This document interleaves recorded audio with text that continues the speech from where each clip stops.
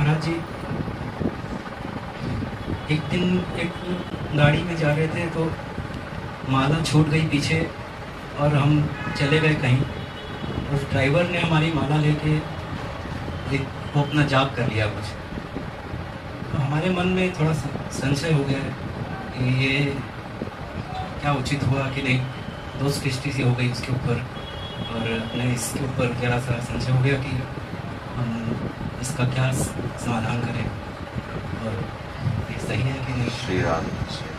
पहली बात तो ये है कि महापुरुषों से हमने सुना है कि माला को बहुत प्यार से और बहुत महत्व बुद्धि से सदैव अपने हृदय से लगाए रखना चाहिए। जैसे इस समय पहने हैं, जब नहीं कर रहे हैं तो उसको वस्त्र के अंदर सुरक्षित रखें। यदि आपकी माला खो जाती है तो आधा जप आपका प्रभाव रहित हो जाएगा।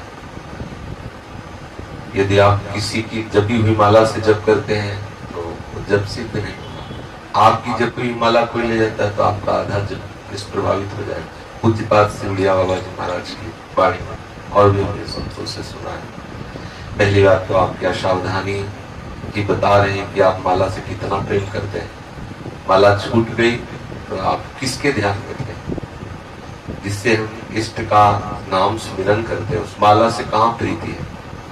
कितने ऐसे यहाँ सेवा में आते हैं, माला ऐसे रख दिया और सोने लगा रहे, माला बंदर ले गया तोड़ दिया तो उसको गले में डालो हृदय से, उसको सुरक्षित सम्मान पूर्वक। माला जिस हाथ से जपी जाती है उस हाथ से गुरुजनों के चरण भी नहीं छुए जाते, दूर से प्रणाम करो। अगर चरण छुओ तो फिर धो, फिर माला जप। छुआने वाले को भी और छूने वाले को दोनों को अपराध लगता है। माला बहुत पवित्र और भगवत स्वरूप है। गुरु जी भी तो माला का आदर करते हैं। यदि आपकी माला से किसी ने जप कर लिया तो उस माला को यमुना जी में प्रवाहित कर दो। नवीन माला लो और नियम लो कि हमारे प्राण चाहे छूट जाए लेकिन माला नहीं छूटेगी। ऐसा प्यार होना चाहिए। माला कैसे छूट गई माला? अगर 1 करोड़ की चेक होती तो छूट जाती क्या? आप विचार करके देखो। इसलिए उस माला को यमुना जी में प्रवाहित कर दो और नवीन माला लेकर के श्री जी को यहाँ से अर्पित करवा के उसे श्री राम रखो। माला के प्रति बहुत प्यार बुद्धि और बहुत महत्व बुद्धि रखो।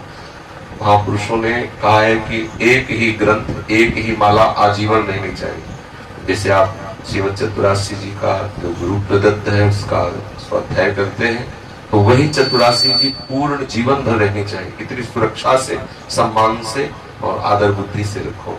हमने पूज्य सदगुरुदेव भगवान के पास यहाँ लाडली कुंज में एक बहुत ही पुराने पन्ने की 42 लीला, हमने कहा महाराज जी तो बहुत फटने सी हो गई है, सब पन्ने अलग अलग क्रम सा हो रहे थे।